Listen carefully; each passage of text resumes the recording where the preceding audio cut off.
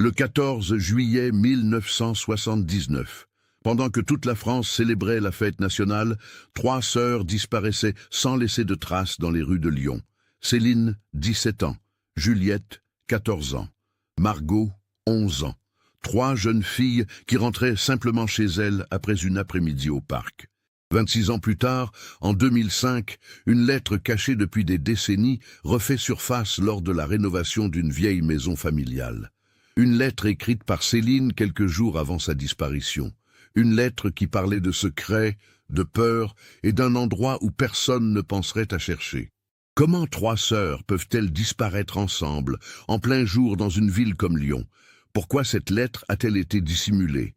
Et surtout, qu'est-ce que Céline savait vraiment avant cette terrible journée de juillet? Avant de continuer avec cette histoire troublante, si vous appréciez les cas mystérieux réels comme celui-ci, abonnez-vous à la chaîne et activez les notifications pour ne manquer aucun nouveau cas. Maintenant, découvrons comment tout a commencé. Lyon, fin des années 70. La deuxième plus grande ville de France vivait une période de transformation. Le quartier de la Croix-Rousse, autrefois cœur de l'industrie textile lyonnaise, s'adaptait lentement à la modernisation.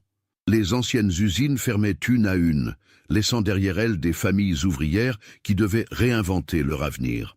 La famille Mercier habitait un appartement modeste au 3e étage d'un immeuble de la rue d'Enfer-Rochereau dans le 4e arrondissement. Henri Mercier, 45 ans, travaillait depuis 23 ans dans une fabrique textile du quartier de Vèze. Un homme taciturne, aux mains abîmées par des années de labeur, qui rentrait chaque soir à 18 heures précises, sentant la laine et le travail. Son épouse, Anne-Marie, 42 ans, enseignait le français dans une école primaire du quartier.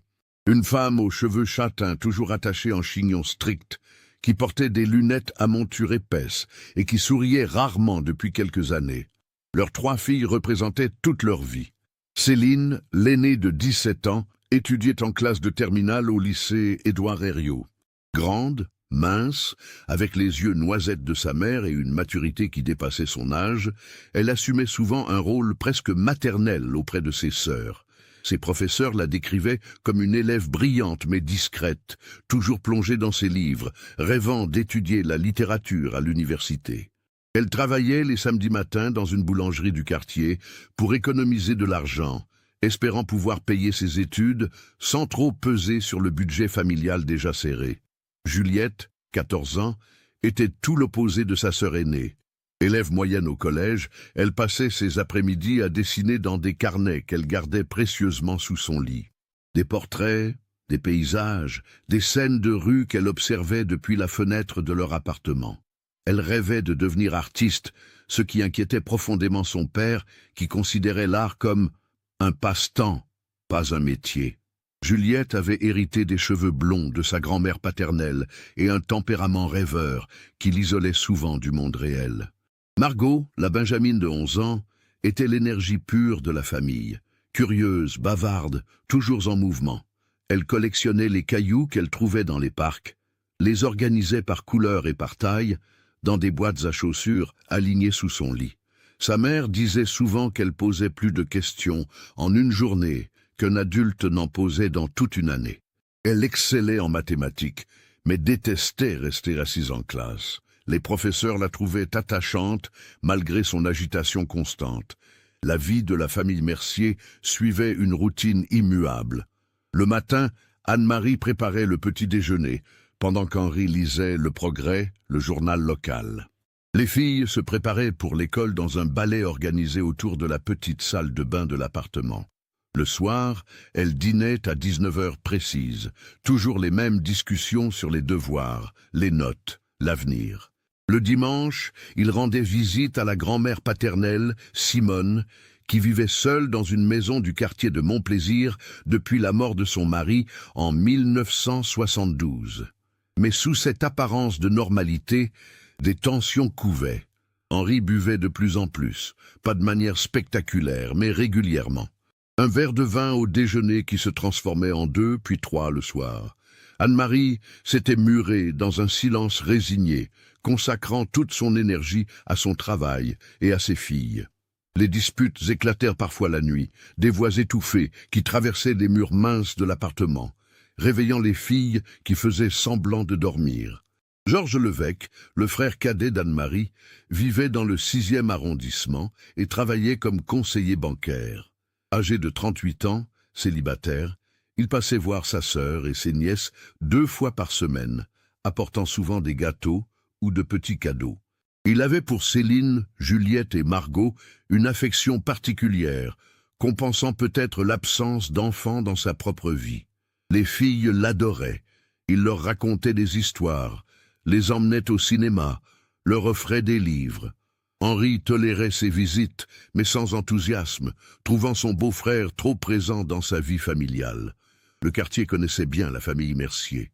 Madame Colette Arnaud, leur voisine du 2e étage, une veuve de 63 ans qui passait ses journées à sa fenêtre, observait les allées et venues de chacun. Elle saluait toujours les filles avec un sourire, leur offrait parfois des bonbons à la violette et discutait longuement avec Anne-Marie quand elles se croisaient dans l'escalier. Monsieur Gaston Ferrier, le boulanger chez qui Céline travaillait le samedi, vantait son sérieux et sa ponctualité à tous ses clients. L'été 1979 arrivait avec une chaleur inhabituelle pour Lyon. Les températures dépassaient régulièrement les 30 degrés. Les gens ouvraient leurs fenêtres dès le matin, cherchant un souffle d'air frais. Les fontaines publiques devenaient des lieux de rassemblement pour les enfants. Le Rhône et la Saône brillaient sous le soleil implacable. Le samedi 14 juillet 1979 commença comme n'importe quel jour férié d'été. Les Mercier n'avaient pas prévu d'assister aux festivités nationales du soir. Henri devait travailler le lendemain matin, un dimanche exceptionnel, à cause d'une commande urgente à la fabrique. Anne-Marie avait prévu de préparer des confitures avec les fruits qu'elle avait achetés la veille au marché. Vers 14h30, après le déjeuner, Céline proposa à ses sœurs d'aller au parc de la Tête d'Or. La chaleur était étouffante dans l'appartement, malgré les fenêtres ouvertes. Anne-Marie hésita d'abord, puis accepta. Les filles connaissaient bien le chemin. Elles y allaient souvent ensemble. Céline était responsable. Elle ferait attention à ses sœurs. Elle devait simplement rentrer avant 18h pour le dîner. Céline portait une robe bleue à fleurs blanches, des sandales marron et avait attaché ses cheveux en queue de cheval. Juliette avait mis un jean délavé et un t-shirt jaune, en portant son carnet de croquis dans un sac en toile. Margot, toujours en short rouge et t-shirt blanc, avait glissé dans ses poches plusieurs de ses cailloux préférés, comme elle le faisait toujours. Anne-Marie leur donna quelques francs pour acheter des glaces et leur fit promettre de rester ensemble. À 14h45 précises, selon le témoignage de Madame Arnaud qui les croisa dans l'escalier, les 3 sœurs quittèrent l'immeuble. La voisine se souvient qu'elle riait, que Margot sautillait sur les marches, que Céline lui dit poliment « Bonne journée, Madame Arnaud ». Rien d'inhabituel, rien d'inquiétant. Le trajet jusqu'au parc de la Tête d'Or prenait environ 25 minutes à pied. Elle devait longer la rue d'Enfer-Rochereau, traverser plusieurs boulevards, passer devant l'hôpital de la Croix-Rousse, puis descendre vers les grilles du parc. Un itinéraire qu'elle connaissait par cœur. Plusieurs témoins les virent cet après-midi-là. Monsieur Alain Dupré, vendeur de glace ambulant installé près de l'entrée principale du parc, se souvient qu'elles achetèrent 3 glaces au citron vers 15h15. Il nota leur passage parce que Margot avait fait tomber sa glace par terre et qu'il lui en offrit une autre gratuitement. Les 3 sœurs restèrent au parc pendant près de 3 heures. Une famille installée près du grand bassin raconta plus tard à la police avoir vu 3 jeunes filles correspondant à leur description. Juliette dessinait, assise dans l'herbe. Céline lisait un livre. Margot courait autour d'eux, s'approchait du bassin pour observer les canards, revenait vers ses sœurs, une scène ordinaire d'un après-midi d'été. Vers 18h, selon plusieurs témoignages concordants, les 3 sœurs quittèrent le parc par la porte principale. Le soleil commençait à descendre, mais il faisait encore chaud. Les rues étaient plus calmes que d'habitude, beaucoup de Lyonnais étant partis en vacances ou se préparant pour les festivités du soir. C'est Madame Arnaud qui, une fois encore, fournit le dernier témoignage fiable. Elle rentrait chez elle, après avoir fait des courses, et croisa les 3 filles rue de la République, à environ 800 mètres de leur immeuble. Il était exactement 18h30. Elle en est certaine car elle venait de consulter l'horloge de la pharmacie. Les filles marchaient normalement. Céline portait le sac en toile de Juliette. Margot tenait la main de sa sœur cadette. Elles bavardaient. Madame Arnaud leur fit un signe de la main. Elles lui répondirent avec un sourire, puis continuèrent leur chemin. Madame Arnaud tourna dans une rue adjacente pour passer chez le boucher avant sa fermeture. Elle ne les revit jamais. À 19h15, Anne-Marie commença à s'inquiéter. Les filles n'étaient jamais en retard. Elle descendit dans la rue, marcha jusqu'au coin de la rue, espérant les voir apparaître. Rien. À 19h30, son inquiétude se transforma en anxiété. Elle demanda à Henri d'aller les chercher. Il enfila rapidement une veste et partit. Henri remonta le trajet habituel jusqu'au parc. Il interrogea des passants, décrivit ses filles. Personne ne les avait vues. Il arriva au parc à 20h. Les grilles fermaient. Un gardien lui confirma que le parc se vidait, qu'il ne restait pratiquement personne. Henri fit le tour extérieur, appelant leurs noms. Sa voix résonnait dans la chaleur du soir. Pas de réponse. À 21h, Henri revint à l'appartement, livide. Anne-Marie comprit immédiatement. Ils contactèrent la police. L'agent de permanence au commissariat du 4e arrondissement prit leur déposition avec un calme professionnel. Des adolescentes qui rentrent en retard un soir de fête nationale, ce n'était pas exceptionnel. Elles avaient peut-être rencontré des amis, décidé de regarder les feux d'artifice quelque part. Il nota néanmoins tous les détails, les descriptions physiques, les vêtements, l'itinéraire prévu. Il leur conseilla de rentrer chez eux, d'attendre, de contacter les amis des filles. Si elles n'étaient pas rentrées le lendemain matin, une véritable recherche serait lancée. Henri et Anne-Marie ne dormirent pas cette nuit-là. Ils restèrent assis dans le salon, scrutant chaque bruit dans l'escalier, sursautant à chaque voiture qui passait dans la rue. Anne-Marie appelait toutes les heures le commissariat. Toujours la même réponse. Aucune nouvelle. Henri sortit 3 fois pendant la nuit, errant dans les rues du quartier, regardant dans chaque ruelle, derrière chaque coin, espérant apercevoir ses filles. Le dimanche 15 juillet à 6h du matin, après une nuit d'angoisse insoutenable, ils retournèrent au commissariat. Cette fois, un inspecteur plus expérimenté les reçut. Laurent Beaumont, 42 ans, 20 ans d'expérience dans la police lyonnaise. Il comprit immédiatement la gravité de la situation. 3 sœurs disparaissant ensemble, ce n'était pas une simple fugue adolescente. À 7h, une opération de recherche officielle fut lancée. Des agents ratissèrent systématiquement le trajet entre le domicile des Mercier et le parc de la Tête d'Or. Ils interrogèrent tous les commerçants, tous les résidents, tous les passants possibles. L'inspecteur Beaumont coordonnait les opérations depuis le commissariat, établissant une chronologie précise des dernières heures des jeunes filles. À 11h30, un agent découvrit la bicyclette de Céline. Elle était abandonnée sur le quai Saint-Vincent, le long de la Saône, à environ 1,5 km de leur domicile. La bicyclette était couchée contre le parapet, la roue avant légèrement tordue. Aucun signe de lutte, aucune trace de sang. Simplement une bicyclette abandonnée au bord de la rivière. Cette découverte changea complètement la nature de l'enquête. Pourquoi la bicyclette de Céline se trouvait-elle là? Les filles étaient parties à pied vers le parc. Personne ne les avait vues avec une bicyclette cet après-midi. Anne-Marie confirma que la bicyclette de Céline était restée dans la cave de l'immeuble toute la journée. Elle en était certaine car elle était descendue chercher des bocaux pour ses confitures vers 15h et avait vu la bicyclette à sa place habituelle. L'inspecteur Beaumont examina personnellement la bicyclette. Un vieux vélo de marque Peugeot, bleu ciel, avec un panier en osier à l'avant. Le cadenas était encore accroché au guidon, ouvert.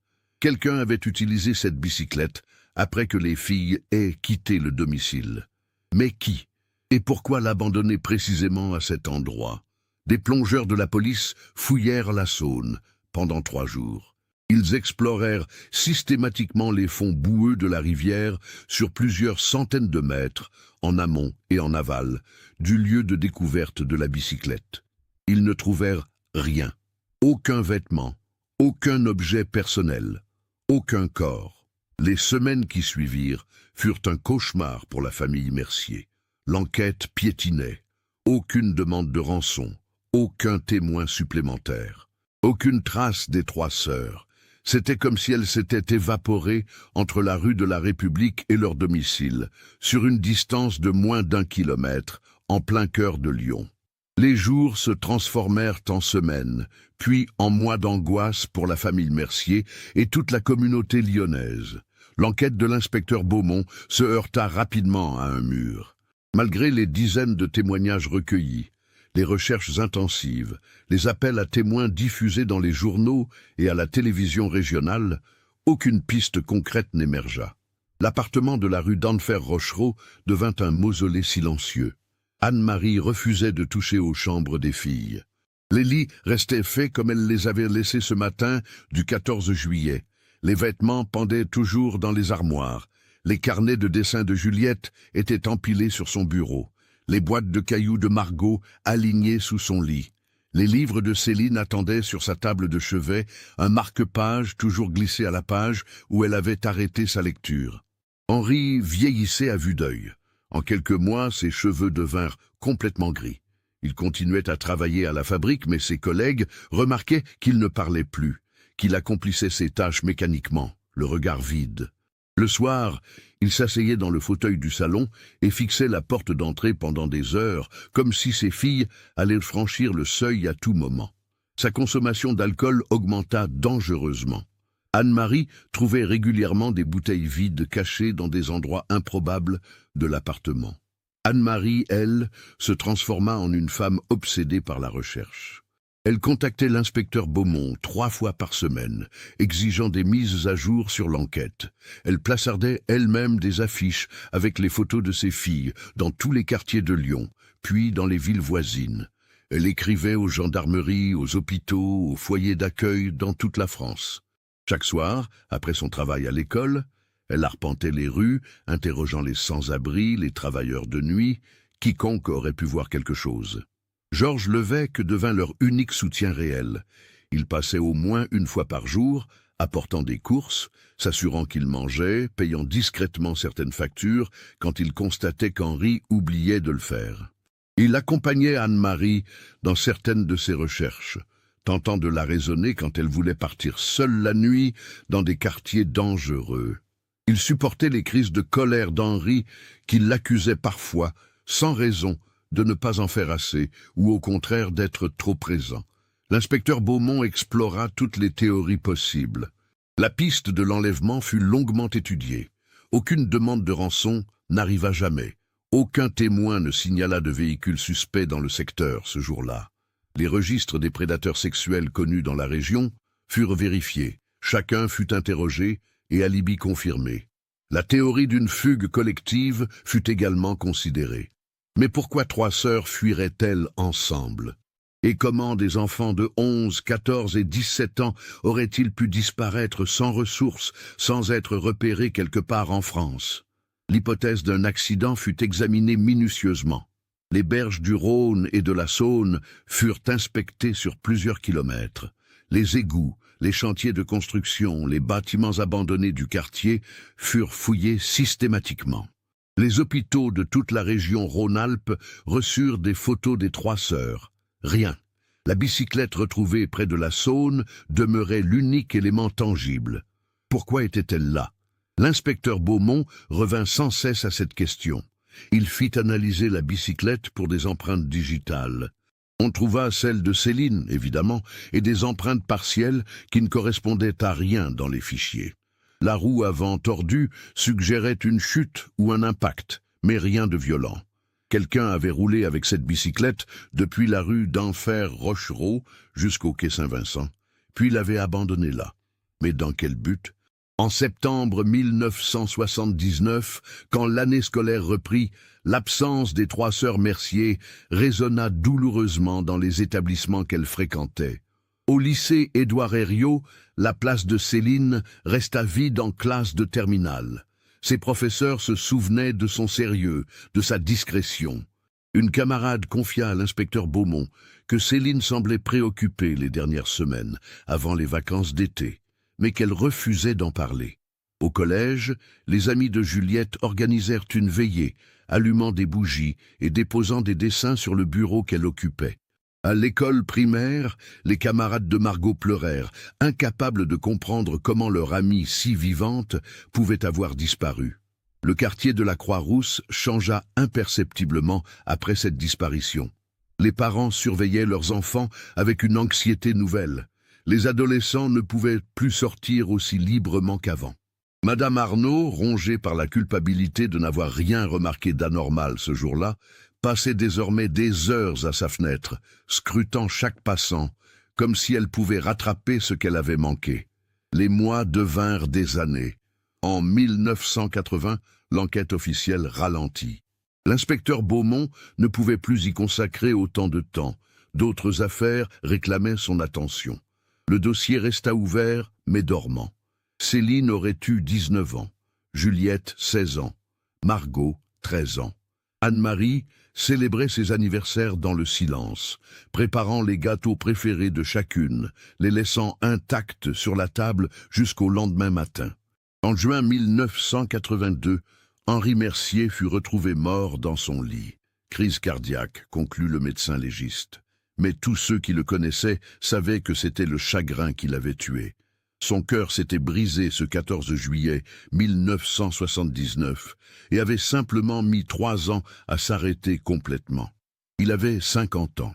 Aux funérailles, Anne-Marie resta stoïque, le visage sec, comme si elle n'avait plus de larmes à verser.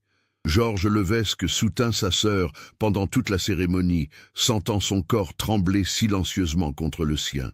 Anne-Marie continua à vivre seule dans l'appartement trop grand. Elle refusait obstinément de déménager. « Comment mes filles me retrouveraient-elles si je ne suis plus là ?» répétait-elle à Georges quand il tentait de la convaincre de partir.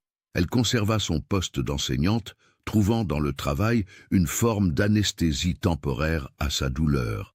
Ses collègues la décrivaient comme une femme devenue austère, distante, qui souriait rarement mais accomplissait son métier avec un dévouement presque inquiétant.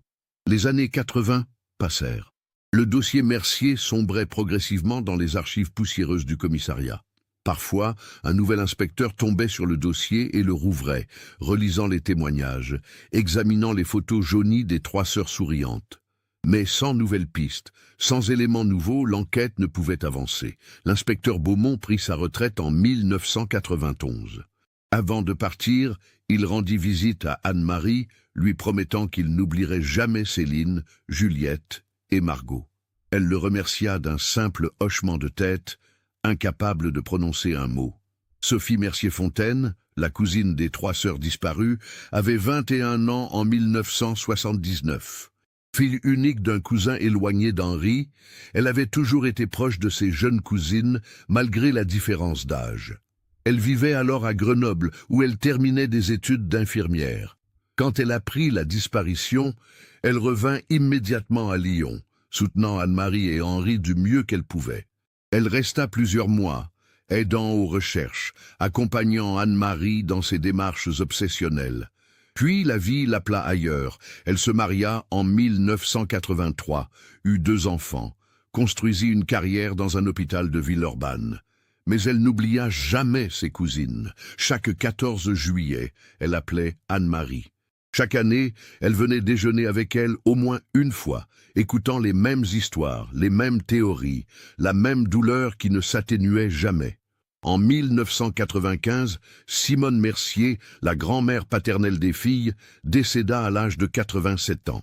Elle avait passé les 16 dernières années de sa vie dans une attente silencieuse, refusant de croire que ses petites filles étaient mortes, s'accrochant à l'espoir irrationnel qu'elles réapparaîtraient un jour. Sa maison du quartier de Montplaisir resta vide pendant plusieurs années. Anne-Marie ne pouvait se résoudre à la vendre. C'était un des derniers liens avec le passé, avec l'époque où ses filles vivaient encore. Les années 2000 arrivèrent. Lyon avait changé. Le métro s'était étendu. De nouveaux quartiers s'étaient développés. La technologie avait transformé la vie quotidienne. Les gens portaient des téléphones portables, utilisaient Internet. Le monde était devenu méconnaissable par rapport à ce juillet 1979 où 3 jeunes filles étaient parties acheter des glaces au citron. Anne-Marie avait 68 ans. Ses cheveux étaient complètement blancs. Elle avait pris sa retraite de l'enseignement en 2002, mais continuait à vivre dans le même appartement, entourée des fantômes de ses filles. Georges, maintenant retraité lui aussi, passait la voir plusieurs fois par semaine. Ils parlaient peu.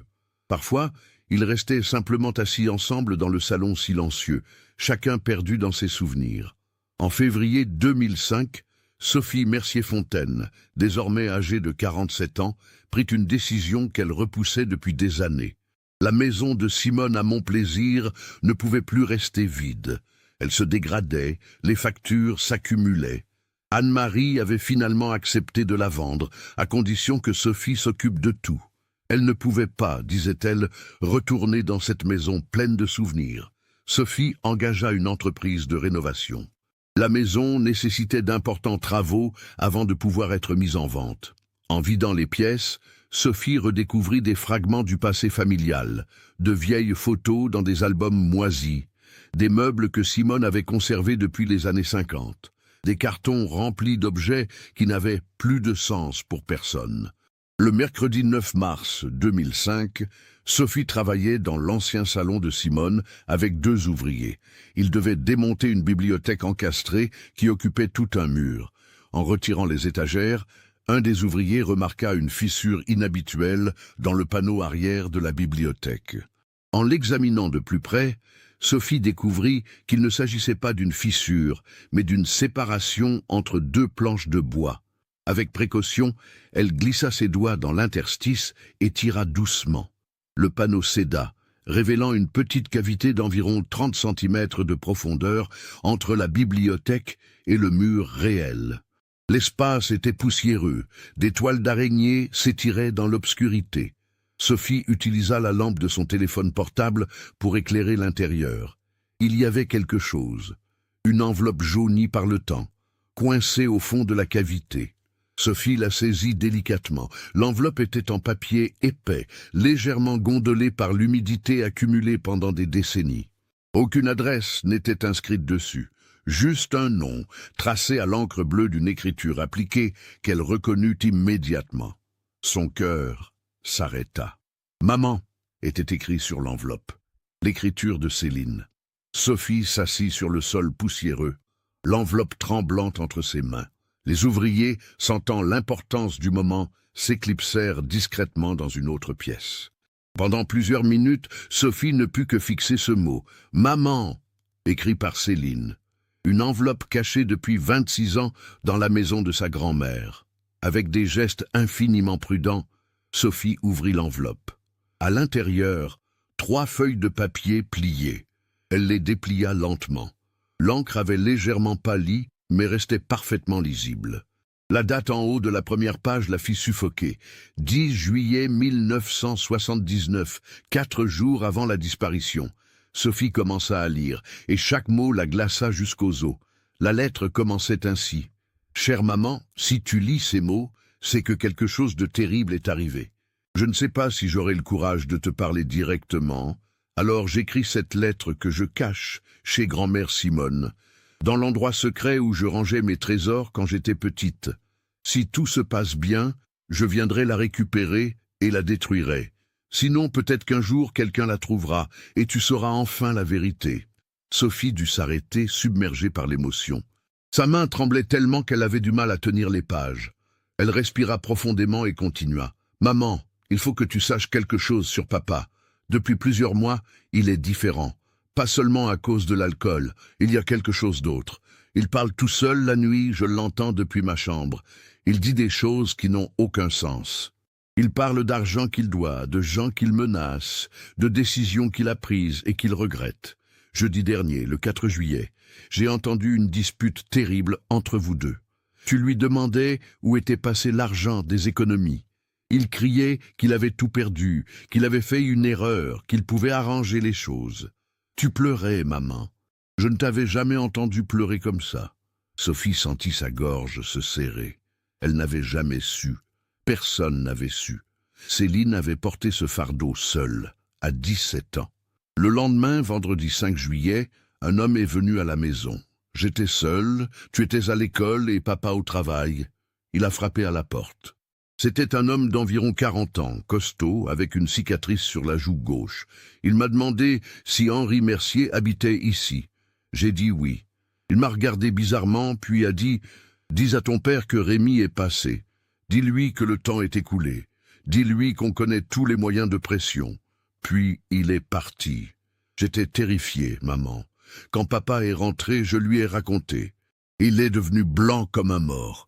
Il m'a fait jurer de ne rien dire à personne, surtout pas à toi. Il m'a dit que c'était juste des problèmes d'argent, que tout serait résolu bientôt, qu'il ne fallait pas t'inquiéter. Sophie se leva brusquement, marchant de long en large dans le salon abandonné. Cette information changeait tout. Henri avait des dettes. Des dettes suffisamment graves pour que des hommes viennent menacer sa famille. Pourquoi personne n'avait-il jamais mentionné cela pendant l'enquête? Elle retourna s'asseoir et reprit sa lecture, le cœur battant à tout rompre. Samedi 6 juillet, j'ai suivi papa. Je sais que c'était mal, mais j'étais inquiète. Après son travail, au lieu de rentrer directement, il est allé dans un café près de la gare de Perrache. Je suis resté de l'autre côté de la rue, caché derrière un abribus. J'ai vu l'homme à la cicatrice entrer dans le café. Ils sont restés ensemble pendant presque 1 heure. Quand papa est ressorti, il avait l'air effondré. Il s'est assis sur un banc et a pleuré. J'ai failli aller vers lui, mais j'avais peur qu'il soit en colère que je l'ai suivi. Céline décrivait ensuite les jours suivants. Henri qui devenait de plus en plus nerveux, sursautant à chaque coup de téléphone. Anne-Marie qui sentait que quelque chose n'allait pas, mais à qui Henri refusait de parler. Les disputes qui reprenaient la nuit, plus violentes. Mercredi 10 juillet, papa m'a pris à part. Il m'a dit qu'il devait partir quelques jours, qu'il avait trouvé une solution à ses problèmes, mais qu'il devait s'absenter. Il m'a fait promettre de m'occuper de mes sœurs, de veiller sur toi. Il avait les larmes aux yeux, maman. Il m'a serré dans ses bras comme il ne l'avait plus fait depuis que j'étais petite. Puis, il a dit quelque chose d'étrange. Si quelque chose arrive, souviens-toi que je vous aime toutes, et souviens-toi de l'endroit où personne ne penserait à chercher. Je lui ai demandé ce qu'il voulait dire, mais il a secoué la tête et est parti. Sophie relut cette phrase 3 fois, l'endroit où personne ne penserait à chercher. Ces mots résonnaient étrangement. Céline les avait mentionnés, répétés ici. Qu'est-ce que Henri avait voulu dire? La lettre continuait sur 2 pages encore, Céline exprimant ses peurs, ses doutes, son sentiment d'impuissance. Elle évoquait l'envie de tout raconter à sa mère, mais la peur de briser leur famille déjà fragile. Elle mentionnait aussi oncle Georges, qu'elle considérait comme un refuge potentiel si les choses empiraient. Les derniers mots de la lettre étaient les plus déchirants. « Maman, j'ai peur. Pas pour moi, mais pour nous toutes. Je sens que quelque chose de terrible va arriver. Papa a changé. Il nous regarde différemment, comme s'il nous disait au revoir. Samedi, nous allons au parc comme d'habitude. J'espère que tout ira bien. J'espère que je pourrai détruire cette lettre et que tout redeviendra normal. Mais si tu lis ces mots, sache que je t'aime, que je n'ai jamais voulu te faire de la peine, et que quoi qu'il se soit passé, ce n'était pas ta faute. Je t'aime, maman. Céline. Sophie resta immobile pendant ce qui lui sembla une éternité. La lettre tremblait entre ses mains, tout prenait un sens nouveau, terrible. Henri avait des dettes de jeu probablement. Des hommes le menaçaient. Il avait dit quelque chose à Céline à propos d'un endroit où personne ne chercherait. Et 4 jours plus tard, ces 3 filles disparaissaient. Elles devaient montrer cette lettre à Anne-Marie, immédiatement. Mais comment? Comment apporter à une mère qui avait souffert pendant 26 ans une nouvelle qui allait tout détruire? Comment lui dire que son mari, mort depuis 23 ans, était peut-être lié à la disparition de leur fille? Sophie photographia chaque page de la lettre avec son téléphone portable, par précaution, puis glissa délicatement les feuilles dans une pochette plastique qu'elle trouva dans son sac. Elle quitta la maison de Simone sans terminer le travail de la journée, laissant les ouvriers perplexes. Elle devait réfléchir, comprendre, avant d'agir. Dans sa voiture, garée dans une rue tranquille, elle appela le commissariat du 4e arrondissement. Après plusieurs transferts, on lui passa un jeune inspecteur, Julien Marchand, 32 ans, qui avait repris le dossier Mercier lors d'une réorganisation des archives l'année précédente. Sophie expliqua sa découverte. Il y eut un long silence à l'autre bout de la ligne, puis l'inspecteur Marchand lui demanda de venir immédiatement avec la lettre. Au commissariat, l'inspecteur Marchand lut la lettre 3 fois de suite, prenant des notes, fronçant les sourcils. Il consulta ensuite le dossier d'enquête original, épais de plusieurs centaines de pages. Nulle part il n'était fait mention de dette d'Henri Mercier. Nulle part on ne trouvait trace d'un homme nommé Rémy avec une cicatrice sur la joue. « Madame Fontaine, dit l'inspecteur en relevant les yeux, cette lettre change complètement la donne. Si Henri Mercier était menacé, si des hommes exerçaient une pression sur lui, cela ouvre des pistes que l'enquête originale n'a jamais explorées. Mais il nous faut plus. Nous devons retrouver ce Rémy. Nous devons comprendre ce que signifie cette phrase sur l'endroit où personne ne chercherait. Et nous devons découvrir ce qu'Henri a fait les jours précédant la disparition. » L'inspecteur Marchand contacta immédiatement son supérieur. La découverte de cette lettre justifiait la réouverture complète du dossier. Une équipe fut constituée le lendemain.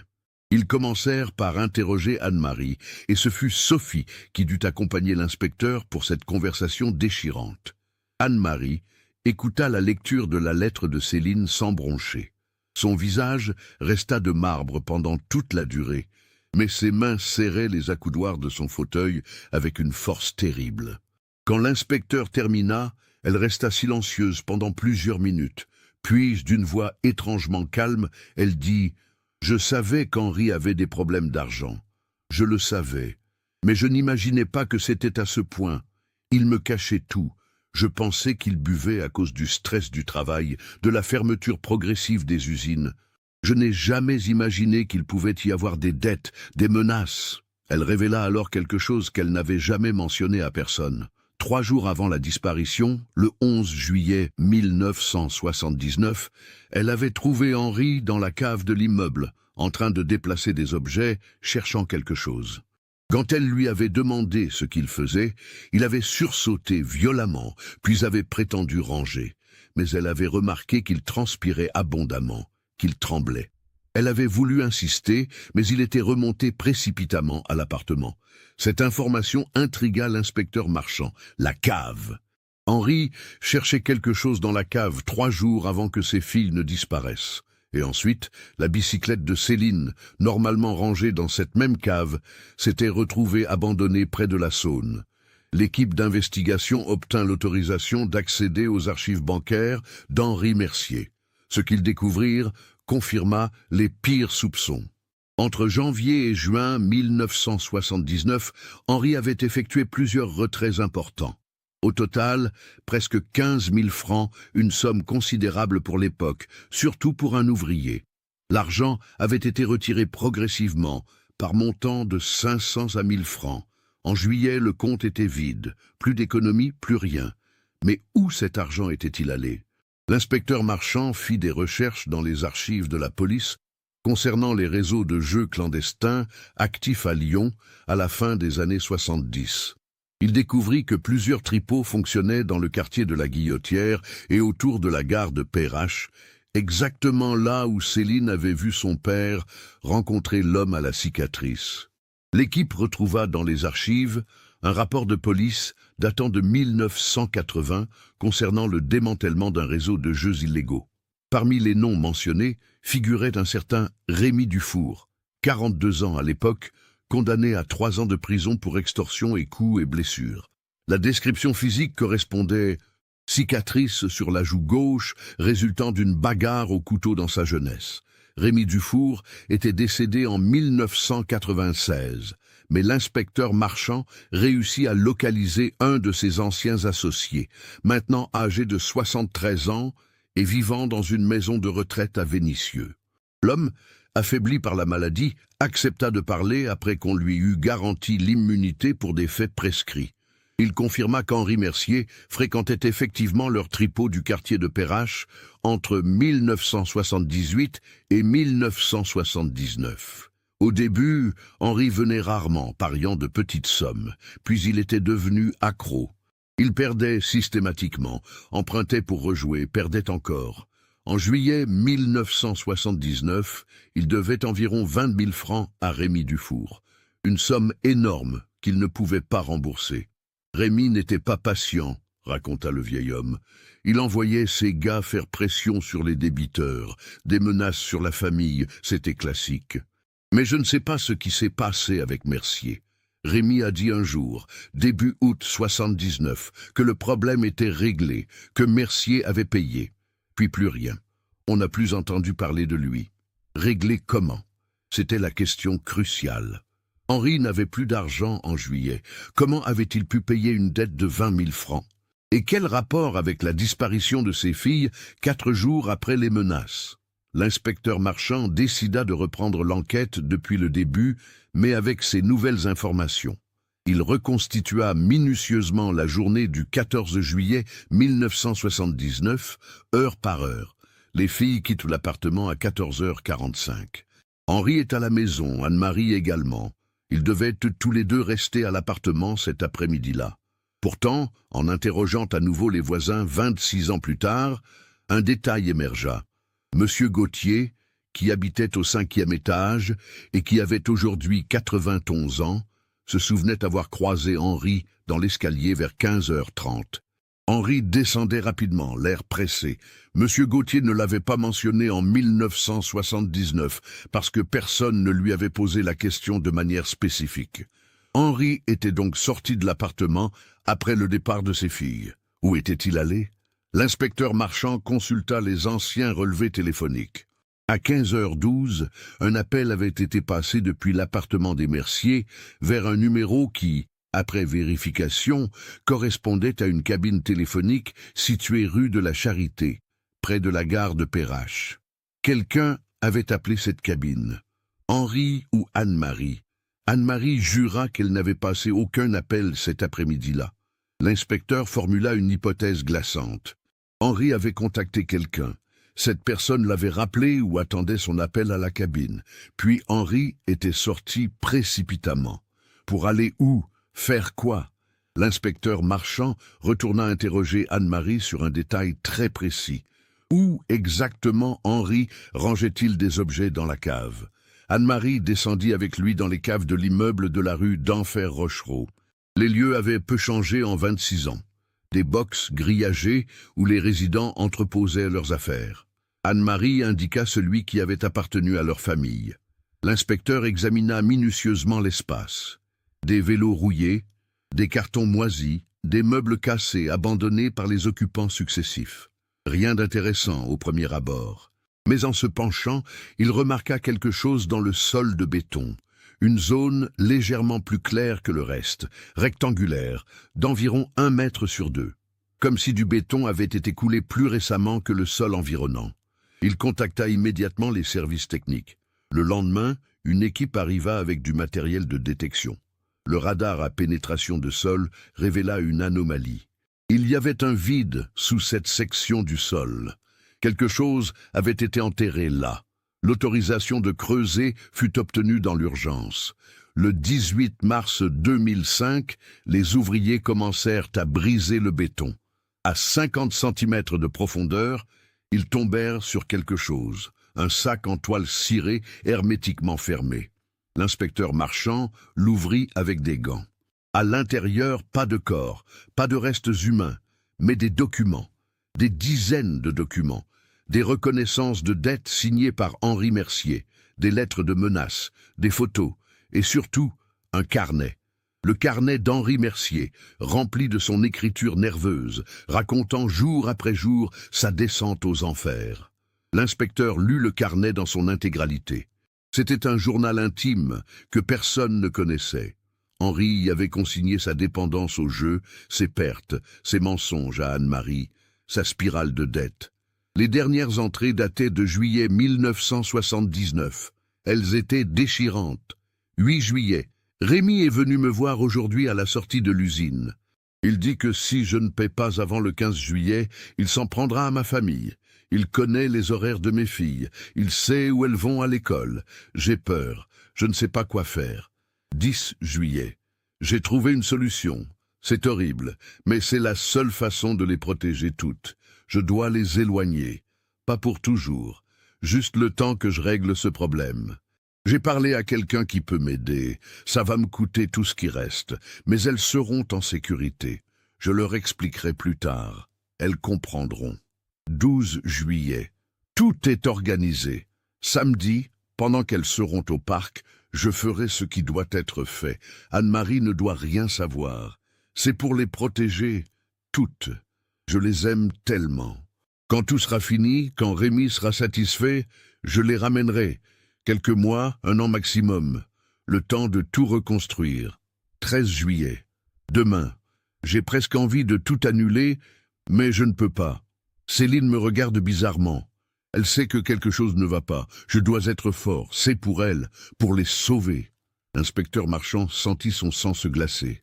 Henri avait planifié quelque chose qu'il croyait être une protection pour ses filles. Mais quoi exactement? Le carnet s'arrêtait au 13 juillet. Pas d'entrée pour le 14. Il continua à fouiller dans le sac. Au fond, sous tous les documents, il trouva une dernière enveloppe. Elle contenait 3 billets de train. Lyon-Genève. Daté du 14 juillet 1979. Départ à 19h15. 3 billets au nom de Céline, Juliette et Margot Mercier. La vérité explosa dans l'esprit de l'inspecteur comme une bombe. Henri n'avait pas fait disparaître ses filles. Il avait tenté de les faire fuir en Suisse, loin des menaces de Rémi, pendant qu'il réglait ses dettes. Mais manifestement, quelque chose avait terriblement mal tourné. Les filles n'étaient jamais montées dans ce train. Que s'était-il passé entre le parc et la gare? L'inspecteur retourna voir Anne-Marie avec ses découvertes. Elle s'effondra en apprenant la vérité. Henri avait voulu les protéger à sa manière désespérée et maladroite. Mais il avait échoué. Et ce secret l'avait détruit de l'intérieur jusqu'à sa mort. Sophie, présente lors de cette révélation, posa la question que tout le monde se posait. Mais alors, où sont-elles? Si Henri voulait les envoyer en Suisse, pourquoi ne sont-elles jamais arrivées à la gare? Que s'est-il passé ce soir-là? L'inspecteur Marchand reprit l'enquête avec ses nouvelles données. Henri était sorti vers 15h30. Les filles rentrèrent du parc vers 18h30. Henri devait les intercepter quelque part, leur expliquer le plan, les emmener à la gare. Mais quelque chose n'avait pas fonctionné.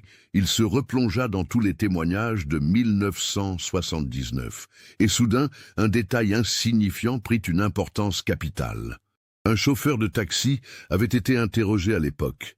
Il avait signalé avoir pris en charge un homme et 3 jeunes filles, place Bellecour, vers 18h45 le 14 juillet.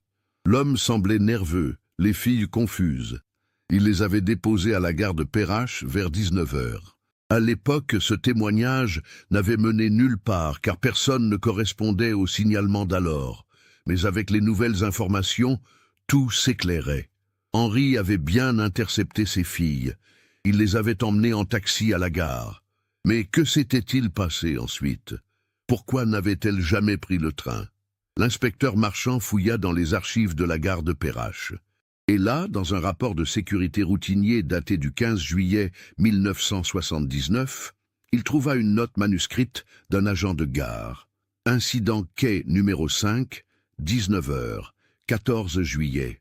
Homme effondré, transport ambulance hôpital Édouard Herriot. 3 jeunes filles, laissées seules, prises en charge par services sociaux d'urgence. L'inspecteur sentit son cœur bondir. Il contacta immédiatement les archives de l'hôpital Édouard Herriot. Après 2 jours de recherches intensives, on retrouva le dossier.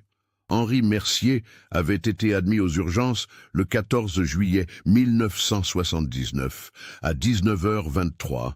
Diagnostic, crise cardiaque mineure due au stress extrême. Il était resté hospitalisé 24 heures, puis était rentré chez lui. Tout se mettait en place, mais une pièce cruciale manquait encore.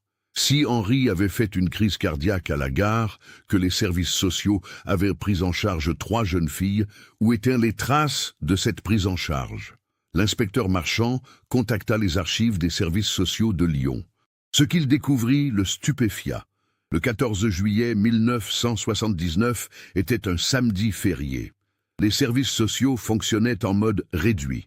Les 3 sœurs Mercier avaient effectivement été confiées temporairement à une assistante sociale d'urgence, Madame Françoise Rivière, qui assurait les permanences ce jour-là. Mais Madame Rivière était décédée en 1983 dans un accident de voiture. Tous ces dossiers en cours avaient été transférés à différents collègues, et dans le chaos administratif de l'époque, certains dossiers s'étaient perdus. L'inspecteur retrouva néanmoins une collègue de Madame Rivière, maintenant âgée de 70 ans et retraitée depuis 15 ans. Cette femme, Madame Pauline Sorel, se souvenait vaguement de cette histoire. Françoise m'en avait parlé le lundi suivant, raconta-t-elle. Elle avait pris en charge 3 sœurs dont le père avait fait un malaise à la gare. Elle les avait emmenées dans un foyer d'accueil d'urgence pour la nuit, le foyer Sainte-Marthe, dans le 8e arrondissement. Elle devait contacter la famille le lendemain, mais quand elle a appelé, personne ne répondait. Elle a dû penser que tout était rentré dans l'ordre. Le foyer Sainte-Marthe avait fermé en 1987.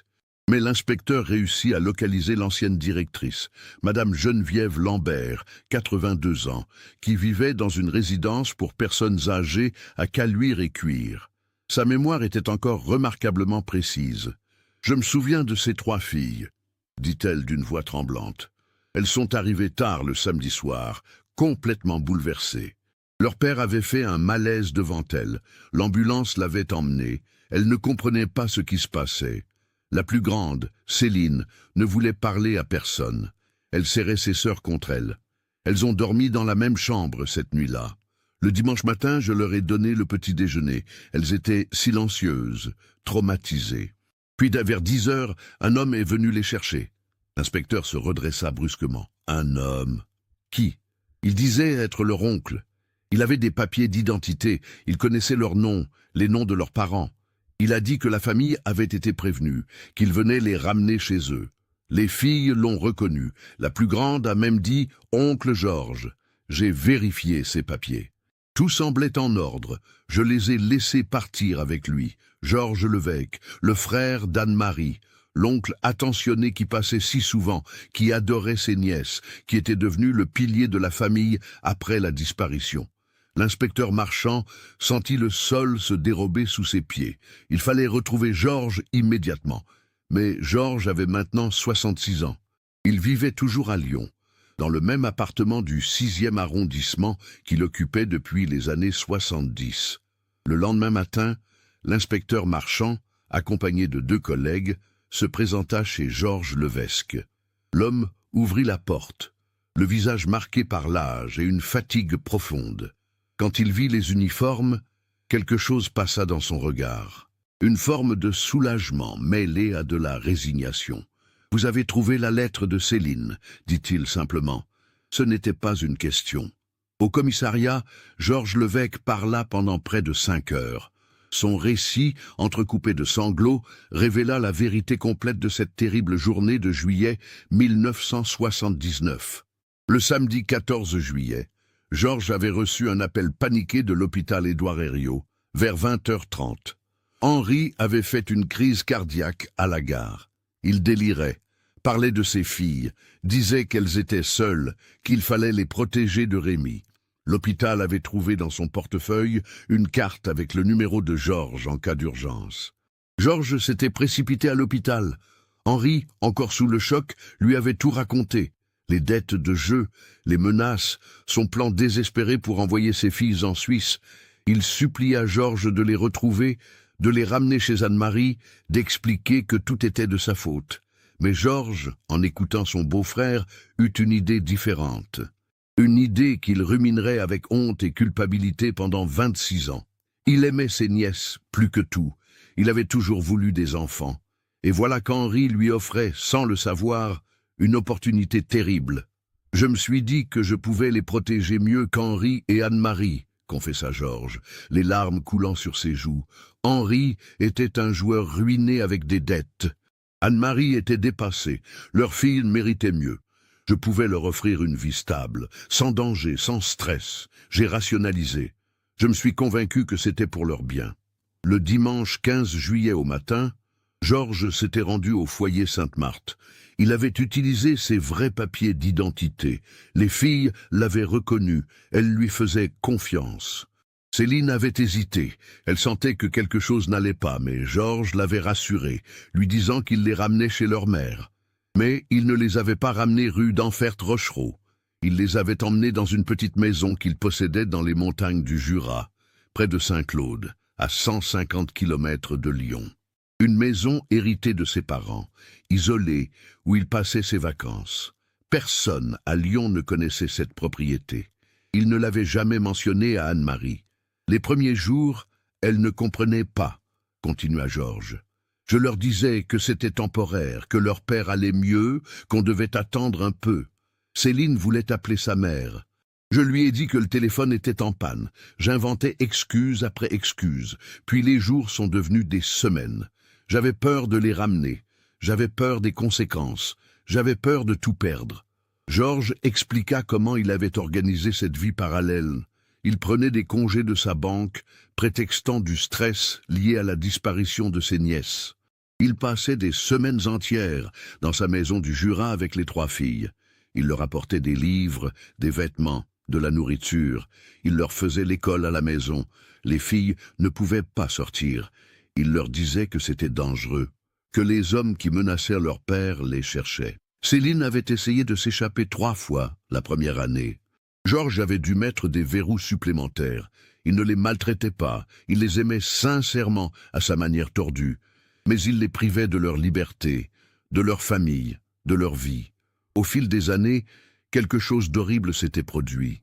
Les filles s'étaient adaptées. Le syndrome de Stockholm avait opéré progressivement.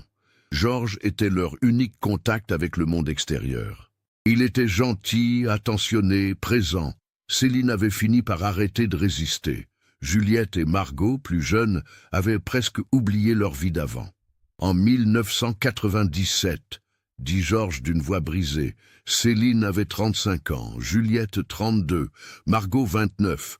Elles étaient devenues des femmes dans cette prison dorée que j'avais créée. Céline lisait des centaines de livres, Juliette peignait. Margot avait un jardin potager.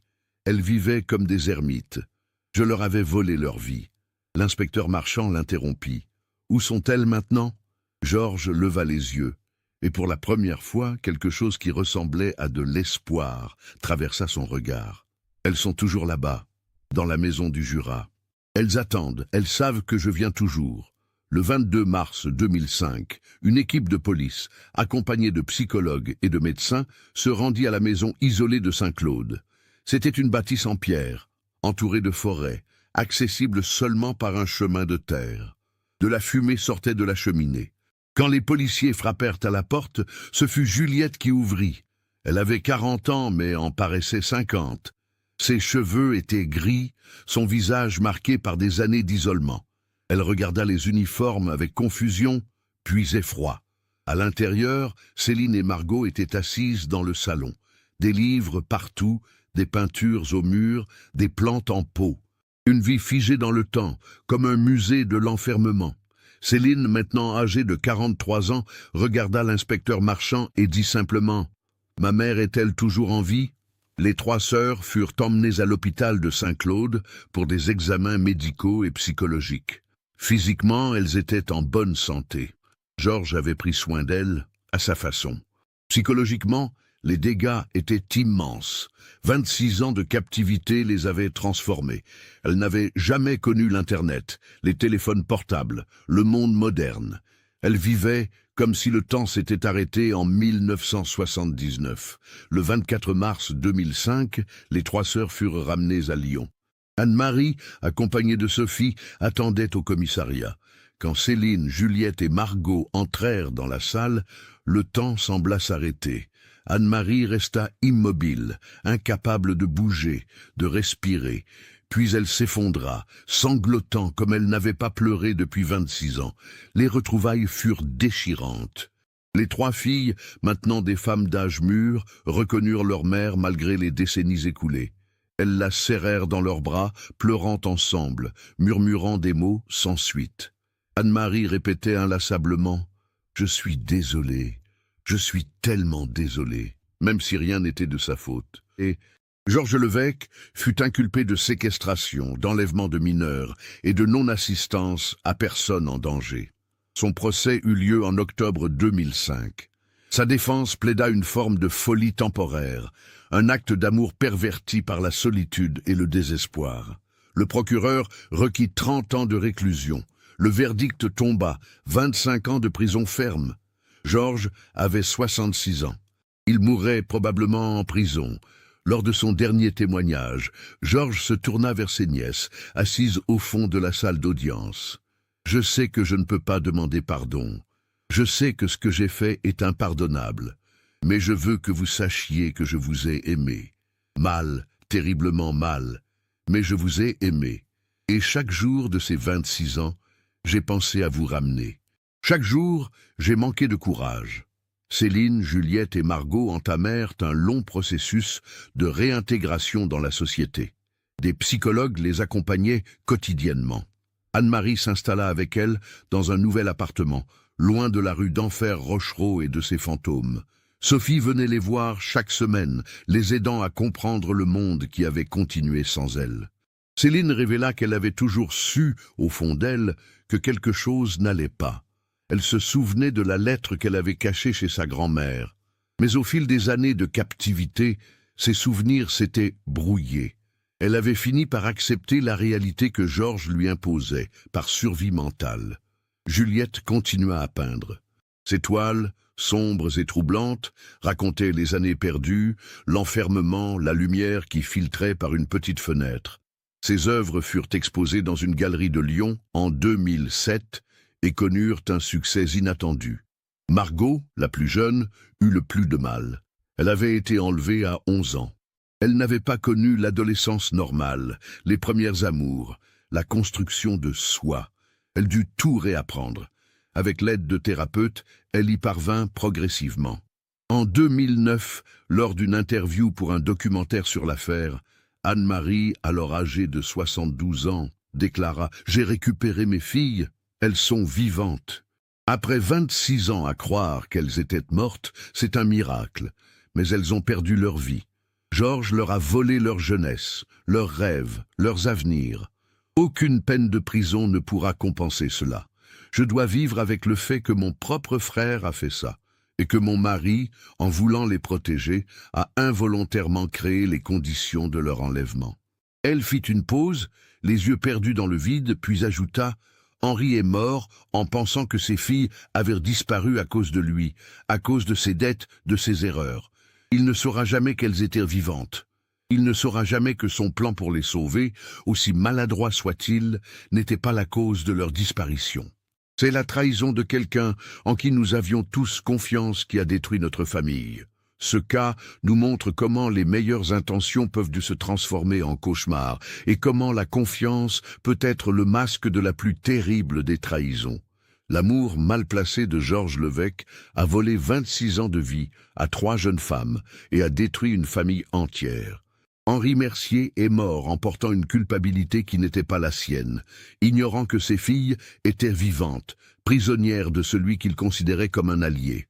Anne-Marie a survécu à l'impensable, perdant ses filles, puis les retrouvant transformées, méconnaissables, marquées à jamais par des décennies de captivité.